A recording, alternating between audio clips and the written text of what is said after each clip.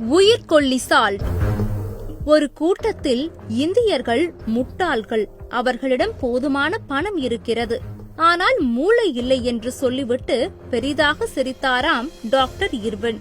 அங்கே குழுமியிருந்த பன்னாட்டு மருந்து முதலாளிகளும் சிரித்தார்களாம். அக்கூட்டம் நடக்கும் இடம் மிகவும் ரகசியமாக வைக்கப்பட்டிருந்ததாம். இவர்கள் உருவாக்கும் சதித்திட்டம் மிகவும் பயங்கரமானதாம். டாக்டர் இர்வின் இலினாய்ஸ் பல்கலைக்கழகத்தில் PhD பட்டம் பெற்றவர்.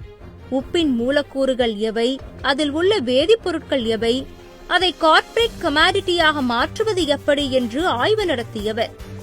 மேலும் அவர் சிதம்பரம் அண்ணாமலை பல்கலைக்கழகத்தில் போஸ்ட் டாக்டரேட் படிப்பை முடித்தவர்.